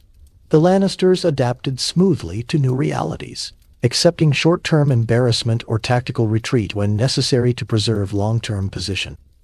When other houses squandered resources on gestures meant to satisfy honor or maintain appearances that no longer served practical purposes, the Lannisters directed their wealth toward investments that would generate returns and enhance their actual capabilities. The relationship between House Lannister and the broader concept of Westerosi nobility, the system of hereditary aristocracy that governed the entire continent, was complex and sometimes contradictory. On one hand, the Lannisters were the ultimate exemplars of successful nobility, proving that the system could produce exceptional families that maintained their positions across immense spans of time. Their wealth, their culture, their whole way of being represented the aristocratic ideal taken to its highest expression, showing what noble families could achieve when everything worked according to the theory of hereditary superiority. On the other hand, the Lannister approach to power often violated or undermined the values that nobility supposedly represented. The emphasis on wealth rather than honor, on calculation rather than courage, on pragmatism rather than principle, on flexibility rather than consistency.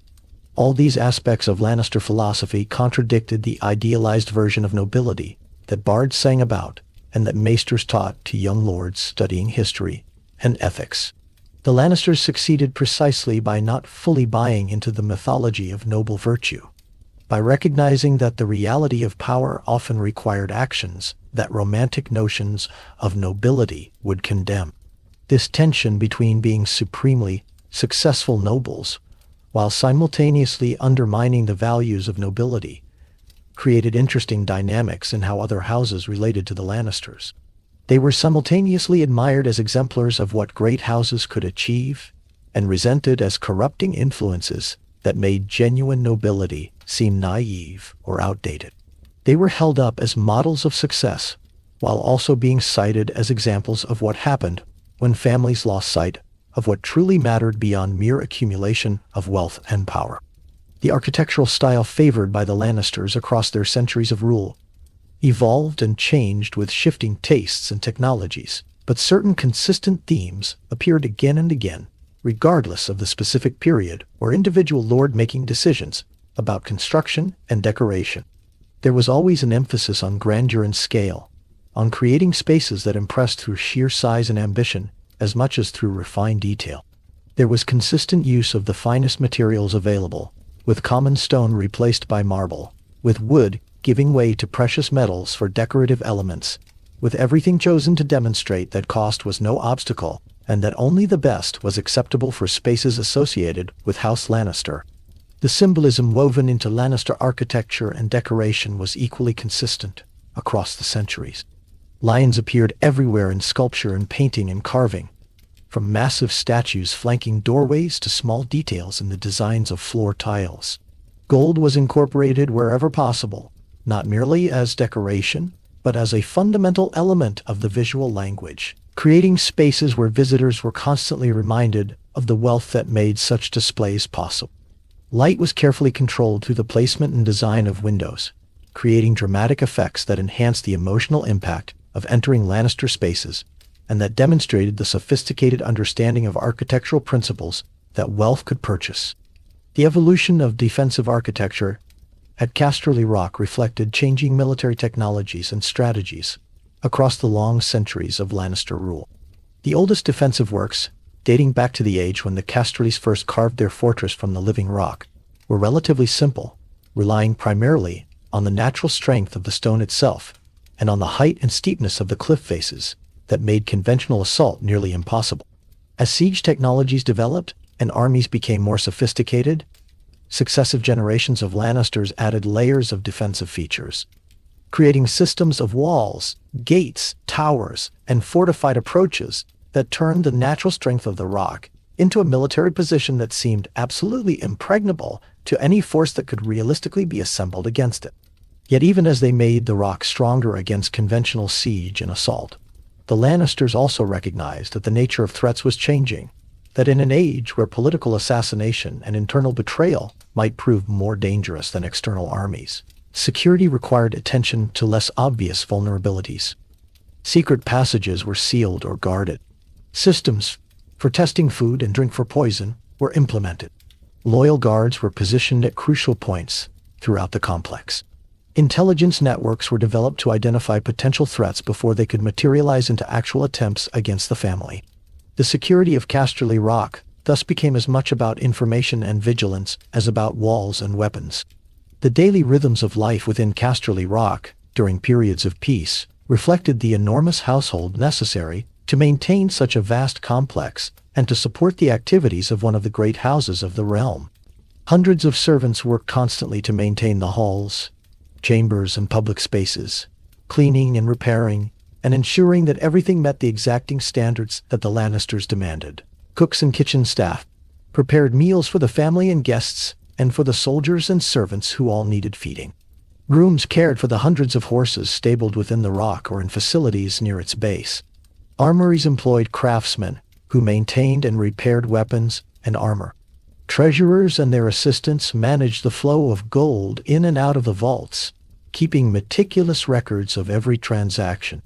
The maesters serving House Lannister formed their own small community within the larger household, providing essential services that ranged from medical care to education to communication with distant correspondents. The senior maester, who advised the Lord of Casterly Rock, held a position of considerable responsibility and influence. Though always understood to be a servant rather than a true counselor, in the way that close family members or lifelong friends might be. Younger maesters handled more routine tasks, sending and receiving ravens, maintaining the libraries, teaching young members of the family, and generally making themselves useful in whatever ways their training and the needs of the household required. The spiritual life of Casterly Rock centered on the magnificent sept carved into the mountain. But religious observance among the Lannisters themselves varied considerably depending on individual inclination and the particular period of history in question. Some lords and ladies were genuinely pious, attending regular services and taking seriously the moral teachings of the faith of the Seven. Others were more perfunctory in their religious duties, going through the motions expected of great lords, but without deep personal conviction or commitment. The family as a whole understood the political importance of maintaining good relations with the faith and of being seen as properly respectful of religious institutions. But they never allowed religious considerations to override their assessment of where their practical interests lay. The seasonal festivals celebrated throughout the Westerlands provided occasions for the Lannisters to display their wealth and generosity, while also reinforcing social bonds between the great house and their vassals, and between all levels of society within the region. The harvest festivals of autumn brought lords and knights to Casterly Rock for tournaments and feasts that lasted days and featured displays of Lannister magnificence that left visitors overwhelmed, and provided occasions for settling disputes and arranging marriages and conducting all the business that needed doing when weather allowed people to travel freely again. These gatherings served multiple purposes simultaneously, combining genuine celebration and enjoyment with political theater and relationship management. Young people met potential marriage partners under circumstances that allowed both sides to assess compatibility and advantages. Lords with grievances could present them formally and expect serious attention, rather than being ignored or dismissed. Military capability was displayed through tournaments that doubled as recruitment opportunities and assessments of relative strength. News was shared and rumors circulated, creating flows of information that the Lannisters both participated in and carefully monitored to understand what people were thinking and saying. The education system for young Lannisters, and for the children of important vassals who were sometimes fostered at Casterly Rock, involved carefully structured programs designed to produce capable adults who understood their roles and responsibilities. Formal instruction in reading, writing, arithmetic, history, and other academic subjects occupied mornings under the supervision of maesters who demanded high standards and punished laziness or inattention. Afternoons were devoted to physical training for boys, including weapons practice, riding, hunting, and other martial skills considered essential for any nobleman. Girls received instruction in music, embroidery, dancing, and other accomplishments expected of high-born ladies. Though the cleverest girls sometimes received more substantive education when their natural abilities became apparent and when they had parents or guardians willing to support broader learning. Beyond formal instruction, young people learned through observation and participation in the daily life of Casterly Rock, absorbing lessons about power and politics and human nature that could not be taught directly through lectures or books. They watched how their elders handled disputes and negotiations. They observed the delicate dance of status and precedence that governed every interaction in formal settings. They learned to read the unspoken messages conveyed through gesture and tone and facial expression. They developed the complex social skills necessary to navigate the dangerous world of high-level politics, where a single misjudgment could have terrible consequences. The Lannister approach to marriage within the family involved careful planning that balanced several competing considerations. They needed to arrange marriages that served political purposes, creating or strengthening alliances with other houses. They needed to avoid excessive inbreeding that might weaken the family bloodline and produce unhealthy or incompetent heirs, a danger the Targaryens illustrated all too clearly with their practice of brother-sister marriages that eventually contributed to madness and physical weakness. They needed to maintain the distinctive Lannister appearance and character traits across generations, while also introducing enough fresh blood to keep the family vigorous. And they needed to navigate all these considerations while also responding to immediate political situations that might make particular marriages attractive or necessary, regardless of genetic considerations. The results of this careful marriage planning varied across the centuries. Sometimes the Lannisters achieved brilliant matches that accomplished all their goals simultaneously, producing political advantages while also bringing capable and healthy individuals into the family. Other times they were forced by circumstances to accept less than ideal marriages, making the best of situations where limited options constrained their choices. And occasionally marriages that seemed perfect on paper proved disastrous in reality when the individuals involved turned out to be incompatible, or when political circumstances changed and made former allies into enemies. The economic philosophy that guided Lannister management of their wealth evolved over time as the family learned from experience and as broader economic conditions in the realm changed. In early periods, the focus was primarily on simple accumulation, on extracting as much gold from the mines as possible, and storing it in vaults against future need. Over time, the Lannisters developed more sophisticated approaches that emphasized productive deployment of capital, using their wealth to generate additional wealth through loans, investments, and strategic economic interventions that shaped broader patterns of trade and production throughout the realm. This evolution toward more active financial management made the Lannisters not merely wealthy, but also financially sophisticated in ways that gave them advantages beyond simple possession of gold. They understood concepts like compound interest and leverage and risk management that most lords of their era grasped only dimly, if at all. They could structure complex financial arrangements that served their interests, while also appearing generous or reasonable to counterparties who lacked the expertise to recognize how the terms favored the Lannisters. They could deploy their wealth in coordinated campaigns that achieved political goals indirectly through economic pressure, rather than requiring direct military or political confrontation. The Lannister intelligence apparatus, developed over centuries and reaching particular sophistication under Tywin's leadership, represented another dimension of power that operated largely invisibly, but that contributed enormously to the family's ability to maintain their position. Spies and informants throughout the realm sent regular reports on political developments, military preparations, personal scandals, and economic conditions, creating streams of information that allowed the Lannisters to understand situations more completely than rivals who lacked similar intelligence capabilities. This information advantage translated into better decisions made with better timing, into opportunities seized before others even recognized they existed, and into threats identified and neutralized before they could mature into genuine dangers. The methods used to gather this intelligence ranged from the simple to the sophisticated. Servants in other great houses could be bribed or threatened into reporting what they saw and heard. Merchants traveling widely gathered information as a natural byproduct of their business activities and could be encouraged to share it for gold or favors. Maesters could sometimes be convinced that loyalty to knowledge and learning superseded loyalty to individual houses. Prostitutes and tavern keepers heard things that people said when guard was down and wine flowed freely. These and dozens of other methods combined to create a web of information gathering that fed a constant stream of reports back to Casterly Rock.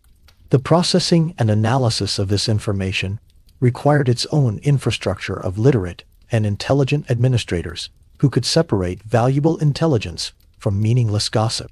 who could identify patterns in seemingly unrelated reports, and who could present distilled summaries to the Lord of Casterly Rock in forms that supported decision-making without overwhelming with excessive detail. The value of this entire system was difficult to measure directly, but showed itself repeatedly in situations where the Lannisters seemed to possess uncanny foreknowledge or to make decisions that proved brilliantly timed, even though the basis for those decisions was not apparent to outside observers. The military forces maintained by House Lannister consisted of multiple components that served different purposes, and that together created a flexible instrument capable of responding to various types of threats and opportunities. The household guard at Casterly Rock provided security for the fortress and its inhabitants, while also serving as an elite force available for special missions that required trustworthy soldiers of proven capability. Larger bodies of men-at-arms could be assembled from lands directly controlled by the Lannisters, soldiers who owed direct service to Casterly Rock rather than being mediated through vassal houses. The feudal levies from vassal houses provided additional numbers when large forces were needed for major campaigns, though these levies varied in quality and reliability depending on which specific houses provided them. Beyond these conventional military forces, the Lannisters also employed mercenaries when circumstances warranted, hiring companies of professional soldiers who fought for pay rather than for feudal obligation or personal loyalty. While mercenaries had obvious disadvantages in terms of reliability and cost, they also offered advantages that made them valuable additions to Lannister military capabilities. They could be hired quickly when needed, rather than requiring the time necessary to call feudal levies. They could be dismissed when no longer needed, rather than having to be maintained continuously. They brought specialized skills and experience that might not exist within the regular Lannister forces, and their use allowed the Lannisters to project power without depleting their own population of fighting men, or straining relationships with vassals by keeping them away from their own lands for extended periods. The relationship between the Lannisters and other powerful institutions within the realm beyond the crown itself shaped many aspects of how the family operated and what they could accomplish. The Faith of the Seven represented one such institution, wielding moral authority and popular influence that no secular lord could simply ignore. The Lannisters maintained generally good relations with the faith through generous donations, construction of magnificent religious buildings, and public displays of piety, while privately ensuring that religious considerations never constrained their freedom of action in matters they deemed crucial to family interests. The Citadel, where maesters were trained, and from which they were sent to serve the houses of the realm, represented another institution that wielded considerable, though subtle, influence. The Lannisters cultivated relationships with senior figures at the Citadel, providing funding for certain kinds of research and study, while also working to ensure that maesters sent to serve at Casterly Rock were men whose personalities and priorities made them easy to work with, rather than men who might prove difficult or who might put loyalty to the Citadel above service to the house that hosted them. The various guilds and trading companies that dominated commerce in the major cities represented yet another set of institutions that the Lannisters needed to manage and influence. In Lannisport particularly, the Lannisters worked to maintain good relations with the merchant guilds, while also ensuring that those guilds never became powerful enough to constrain Lannister freedom of action or to challenge Lannister dominance within the city. This required delicate balance between supporting guild prosperity, which enriched the entire city and increased tax revenues, and preventing guild independence that might make them difficult to control. The psychological warfare that the Lannisters waged through their reputation and through carefully cultivated image represented another dimension of their power that worked continuously to support their position. The image of Lannister wealth as essentially limitless, promoted through displays of magnificence and through stories that might be exaggerated, but that served Lannister interests by making their resources seem even more overwhelming than they actually were, discouraged potential rivals from challenging them directly. The reputation for a ruthless response to any slight or challenge, maintained through occasional dramatic demonstrations that left no doubt about Lannister willingness to use extreme violence when they deemed it necessary, made most people think very carefully before crossing the family in any way. The image of Lannister intelligence and sophisticated political understanding, cultivated through the family's long record of successful navigation of complex political situations, made others reluctant to try to outmaneuver them because success seemed so unlikely. These and other aspects of carefully managed reputation created an environment where much of what the Lannisters wanted happened without their needing to take direct action, simply because others anticipated Lannister preferences and adjusted their own behavior accordingly, either to curry favor or to avoid the negative consequences of opposition. As darkness deepens across the Westerlands, and the last light fades from the western sky, as the stars wheel slowly overhead in their eternal dance, and the moon rises to cast silver light across sleeping hills and quiet valleys, Casterly Rock stands in magnificent solitude, a monument to power and wealth and ambition that has endured across ages. Within its countless chambers, in beds soft with fine linens and blankets woven from the finest wool,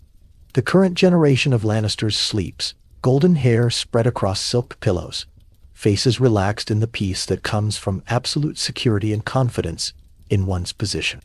The guards who patrol the walls and corridors of the Rock move quietly through the night, careful not to disturb those who rest, vigilant against threats that may never come, but that must be watched for nevertheless. The servants who maintain the vast complex during daylight hours have mostly retired to their own quarters, though some few continue working through the night at tasks that cannot wait for morning. The fires that warm the great halls bank down to glowing embers that will be stirred to life again when dawn comes. The lamps that light the main passages burn low but steadily, providing enough illumination that anyone moving through the Rock at night need not stumble in complete darkness. Far below, in the deepest mines, work continues as it always continues, men extracting gold from the living rock by the light of torches and lamps, following veins of precious metal deeper into the earth, adding to the accumulated wealth that defines and sustains House Lannister. The rhythm of picks striking stone echoes through the passages, a steady percussion that has continued for thousands of years, and that will continue for thousands more as long as gold remains in the depths to be found and extracted. The miners know nothing of the politics and grand strategies that occupy the thoughts of lords in the halls far above them. They know only the immediate reality of hard labor in difficult conditions, the promise of wages that make the work worthwhile, and the distant hope that faithful service might lead to better opportunities for themselves or their children. The sea continues its ancient conversation with the shore. Waves rising and falling with the tides. The sound carrying up the cliff face to reach even the highest chambers of Casterly Rock. A constant presence that becomes so familiar to those who live there. They notice it only when it changes in intensity during great storms, or when they leave and find themselves in places where that sound is absent. This sound, this endless rhythm of water meeting stone, reminds us that some things persist regardless of human concerns, that the world itself continues its patterns while human dramas of power and wealth and ambition play out across surfaces that seem so important to those involved, but that barely register in the larger scales of geology and deep time. Let us leave the Lannisters now to their well-earned rest in their impregnable fortress, secure in their wealth and confident in their power, dreaming perhaps of golden futures that will mirror their golden past. Let us draw back slowly from the particular and individual, rising up to see the broader patterns, the long arcs that span not years, but centuries, the great sweeps of history within which individual lives become small moments in much larger narratives. From this perspective, we can see House Lannister as a phenomenon that has persisted across an enormous span of time, adapting and evolving while maintaining core identity, surviving challenges that destroyed other houses, building continuously on foundations laid by ancestors long dead and nearly forgotten. The story of the Golden Lions continues beyond this telling, moving forward into futures we cannot see, facing challenges we cannot anticipate, making choices whose consequences will unfold across generations yet unborn. But we have traced their path from legendary origins through thousands of years to arrive at this present moment. And in that long journey, we have seen patterns that illuminate not merely this one family, but larger truths about power and wealth and human ambition, about what endures and what fades, about the costs of maintaining position across centuries and the rewards that come to those who succeed in that difficult endeavor. Rest now with these thoughts, these images of golden lions and impregnable stones, of wealth beyond measure and power beyond challenge, of pride that seems like arrogance but that rests on genuine achievement, of ruthlessness that shocks but that proves effective, of cold calculation that seems heartless but that preserves what warmer approaches might lose. Let the accumulated weight of centuries press gently down like heavy blankets, warm and secure, wrapping around you as the story of House Lannister has wrapped around you across this long telling. The lions rest in their mountain halls, golden and eternal, as certain of their position as the stone beneath their feet, as confident in their destiny as their ancestors were across all the long generations that stretch backward into the mists of legend and myth. They have earned their rest through the labors of building and maintaining power across impossible expanses of time. They sleep secure in knowledge that the wealth remains, the fortress stands, the name endures, the legacy continues. And we too can rest now, our journey through their history complete, our understanding enriched, our minds full of golden images and crimson dreams, ready for the gentle sleep that follows such contemplation of power and permanence, wealth and will, pride and achievement, measured not in years, but in millennia. Sleep well, knowing that some things endure, that some families build legacies that outlast empires, that wealth wisely managed and power carefully deployed can create dynasties that seem eternal. Sleep wrapped in images of gold and stone, of lions both proud and deadly, of fortresses that cannot fall and wealth that cannot be exhausted. Sleep to the sound of distant waves and the whisper of ancient stones settling into themselves. Sleep to dreams of power and glory. Sleep secure and safe in the knowledge that the story has been told, the history recounted, the legacy acknowledged and understood. The golden lions of Casterly Rock watch over their domain through the quiet hours of night, eternal guardians of the West, and we can rest beneath their watchful gaze, secure in our contemplation of all they have achieved and all they represent in the long annals of power. As the Starks say, winter is coming. You rest now, and tomorrow you wake again, ready for the toils of the day. But now you sleep. sleep the night away.